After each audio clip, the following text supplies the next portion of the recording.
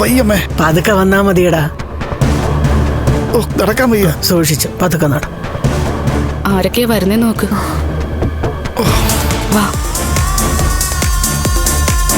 അയ്യോ.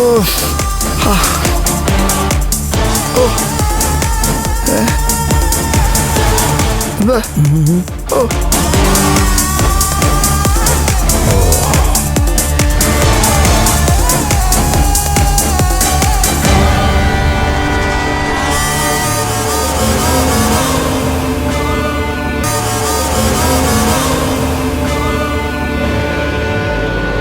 വാ. എന്തു പറ്റി? ഒന്നും പറയണ്ടെന്റെ ലേഖമോളെ. ഇന്നലെ രാത്രി ഏതോ ഒരു ദ്രോഹി വന്ന് പറ്റിച്ച പണിയാ. എന്റെ വാരിയല് മുഴുവൻ ഇടിച്ചു പിഴിഞ്ഞു കളഞ്ഞു.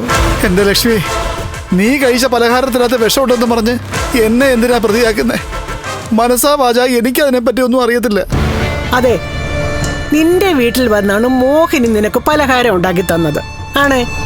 പിന്നെ അതിനകത്ത് വിഷം കലർന്നെങ്കിൽ അതിന്റെ ഉത്തരവാദി ഇവനാണോ? മേഘം കിടപ്പിലാണ്. അവന്റെ അച്ഛനും വയ്യ. പിന്നെ അങ്ങനെ ഒരു ഹീനകൃത്യം നിങ്ങളെ ചെയ്യൂ. ഓ, പറയുന്ന കേട്ടോ അമ്മേ.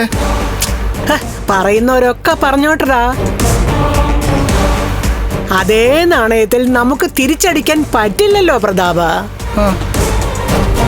അങ്ങനെ തിരിച്ചടിച്ചാലേ ഇവിടെ ചിലപ്പോ കൊണ്ടുപോയി കേസ് കൊടുക്കുമെന്ന് പറയാൻ പറ്റത്തില്ല. എന്തായാലും നിങ്ങൾ ആഗ്രഹിച്ച പോലെ നടന്നു. വിഷം കലർന്ന പലഹാരം ഉള്ളിൽ ചെന്നപ്പോ തന്നെ സംഭവിക്കേണ്ടത് സംഭവിച്ചു. മഹാലക്ഷ്മിയുടെ കുഞ്ഞെന്ന സ്വപ്നം പൊലിഞ്ഞെന്നാ ഞാൻ പറഞ്ഞേ.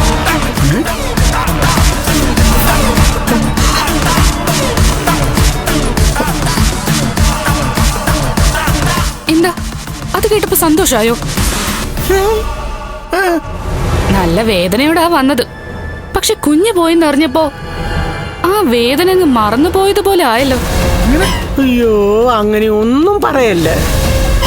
വേദന സഹിക്കാൻ വയ്യ ഇവനെ ഞാൻ ഇങ്ങോട്ട് കൂട്ടിക്കൊണ്ടുവന്നത്. ഇന്നലെ രാത്രി മുഴുവനും ഭയങ്കര നിലവിളിയായിരുന്നു. ഒറ്റ പോള കണ്ണടച്ചിട്ടില്ല. ജനിക്കാത്തൊരു കുഞ്ഞിനോടാണ് നിങ്ങൾ ഈ ക്രൂരത കാണിച്ചത്. അതിനുള്ള ശിക്ഷയുണ്ടല്ലോ, അത് എത്രത്തോളം ഭീകരമായിരിക്കും പറയാൻ പറ്റില്ല. ഇതൊക്കെ കേട്ടിട്ടും ഞങ്ങൾക്ക് പേടിയൊന്നുമില്ല മോളെ. ഞങ്ങൾ എന്തെങ്കിലും തെറ്റ് ചെയ്തിട്ടുണ്ടെങ്കിലല്ലേ പേടിക്കേണ്ട കാര്യമുള്ളൂ. ഇവള് വിഷം കഴിച്ചതിന് ഞങ്ങൾ ഉത്തരവാദിയല്ല. എന്നാ എനിക്ക് തല്ലുകൊണ്ടതിന് നിങ്ങളെയൊക്കെ ഉത്തരവാദികളാ. മാർക്കോയെ തന്നെയാ ഞങ്ങൾക്കൊക്കെ സംശയം. അതെ അതെ അതെ, തല്ലിന്റെ ശക്തി വെച്ച് നോക്കുകയാണെങ്കിൽ അവൻ തന്നെയാണ് ഈ പാപം ചെയ്തെന്നുള്ള കാര്യം ഉറപ്പാ. മോളെ, എന്തൊക്കെ പറഞ്ഞാലും നിന്റെ അച്ഛൻ ചത്തുപോയതിനു ശേഷം ഇവനാണ് നിന്റെ എല്ലാ കാര്യങ്ങളും നോക്കിയിരുന്നത്. ഇവനെ നീ പോലീസ് സ്റ്റേഷനിൽ കയറ്റി, എന്നെയും കയറ്റി. അതിന്റെ പിന്നാലെ ഇപ്പതേ ഇവന്റെ ശരീരം ഈ പരുവത്തിലാക്കി. അതും ചെയ്യാത്ത കുറ്റത്തിന്.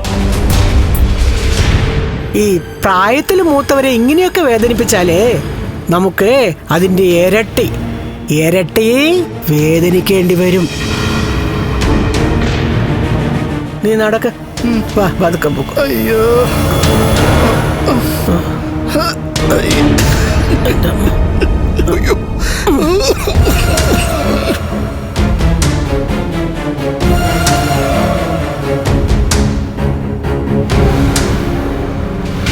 മഹി, വാ.